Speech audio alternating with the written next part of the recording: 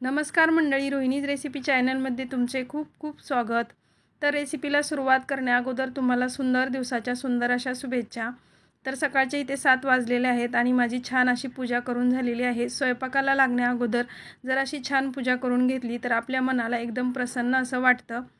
तर आज आपल्याला दुधी भोपळ्याची सुकी भाजी कशी बनवायची ते पाहायचं आहे। तर इथे मी 2 प्रकारचे भोपळे तुम्हाला दाखवते आहे। तर हा मोठ्या आकाराचा जो भोपळा आहे तो एकदम गावरान गावठी असा भोपळा आहे आणि हा दुसरा भोपळा थोडासा सरकारी असा येतो। तर याच्यापासून आपल्याला थेंबरही पाण्याचा वापर न करता सुकी भाजी आणि चवीलाही तेवढीच चविष्ट कशी बनवायची हे मी तुम्हाला दाखवणार आहे। तर चला रेसिपीला सुरुवात करूयात। भोपळ्याची सुकी भाजी बनवण्यासाठी इथे अशा पद्धतीने मी भोपळा कट करून घेतलेला आहे। सोबतच इथे मी हिरवी मिरची घेतलेली आहे, लसूण घेतलेला आहे आणि थोडीशी फ्रेश अशी कोथिंबीर सुद्धा घेतलेली आहे। आता हे सर्व जिन्नस एका खलबत्त्यामध्ये घालून त्याला वाटून घ्यायचं आहे। सोबतच थोडंसं याच्यामध्ये मीठ पण घालून घ्यायचं आणि याला बारीक वाटून घ्यायचं।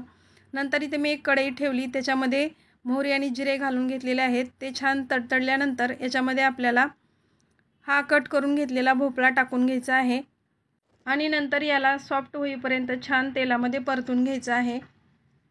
म्हणजे आपल्याला याच्यामध्ये पाणी घालून घेण्याची गरज नाही। पाणी न घालता जर भोपळा तुम्ही असा बनवला ना तर खायला एकदम छान असा लागतो। नंतर आपण हे वाटून घेतलेले वाटण याच्यामध्ये घालून घ्यायचं, ज्याच्यामध्ये हिरवी मिरची, लसूण, कोथिंबीर आहे आणि मीठ सुद्धा आहे। त्याच्यामुळे आपल्याला याच्यामध्ये आता वरतून मीठ घालण्याची पण गरज नाही।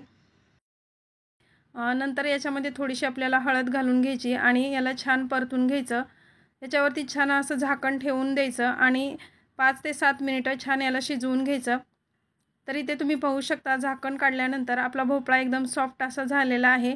सर्वात शेवटी आपल्याला याच्यामध्ये शेंगदाण्याचं कूट घालून घ्यायचं आणि परत याला 1 ते 2 मिनिटं परतून घ्यायचं आहे।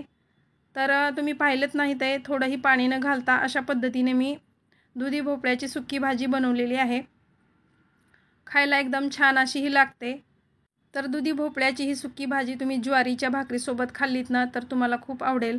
तर आजची ही रेसिपी तुम्हाला कशी वाटली ते कमेंटमध्ये मला सांगायला विसरू नका आणि रोहिणीज रेसिपी चॅनलला लाईक, सबस्क्राईब आणि शेअर पण करा। परत भेटूया अशाच एखाद्या छानशा रेसिपीसोबत। तोपर्यंत हेल्दी खा, हेल्दी रहा आणि रोहिणीज रेसिपी पाहत रहा। माझी रेसिपी पाहिल्याबद्दल धन्यवाद।